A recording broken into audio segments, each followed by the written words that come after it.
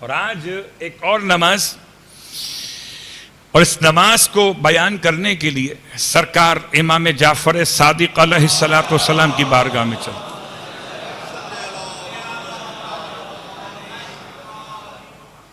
اور امام کی خدمت مقدس میں یہ بہترین نماز کا طریقہ اہل ایمان کو عطا کیا گیا۔ نماز کا نام ہے نماز رفع اسرت،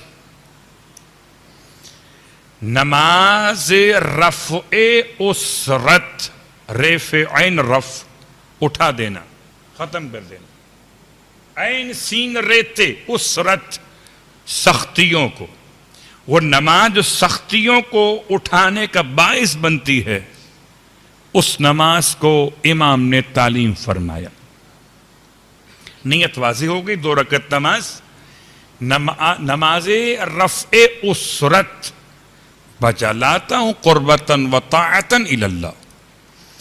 یہ 2 رکعت نماز، دونوں رکعتوں میں الحمد کے بعد سورہ اخلاص یا سورہ توحید یا قل هو اللہ احد کہہ لیجئے ایک ایک مرتبہ، اور رکعت اول میں الحمد سورہ اخلاص پڑھنے کے بعد سورہ فتح کی ابتدائی 3 آیتیں، مگر بسم اللہ کے بغیر، بسم اللہ کے ساتھ آیت نہیں پڑھی جاتی، سورتیں پڑھی جاتی ہیں، تو بسم اللہ کے بغیر کیا پڑھنا ہے؟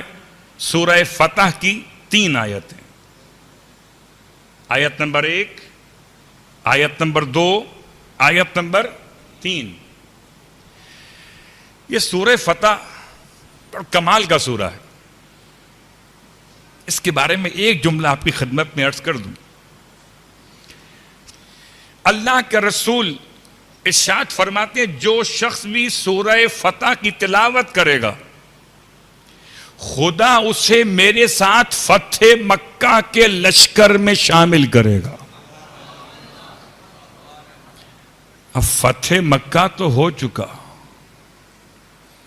فتح مکہ ہو چکا، لیکن سورہ فتح کی تلاوت مجھے آج کے دور میں ختمیہ مرتبہ سے ملاتی ہے۔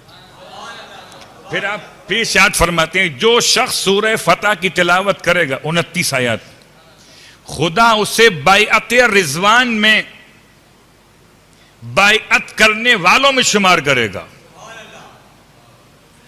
بیعت رضوان کا تذکرہ بھی اسی کے اندر ہے، سورہ فتح کے اندر۔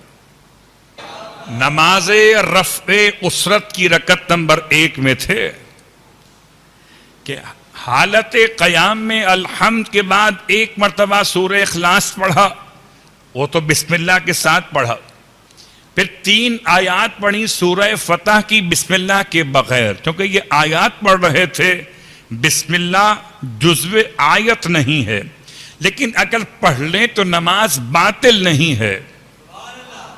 اللہ اکبر، کیا حسین انداز ہے کہ پڑھنے میں قباحت نہیں، نہ پڑھیں تو حاجت نہیں، مگر نیت کا مسئلہ، اگر آپ تبرکن پڑھ رہے ہیں، تیمنن پڑھ رہے ہیں تو کوئی حرج نہیں، مگر یہ جزو آیت نہیں ہے۔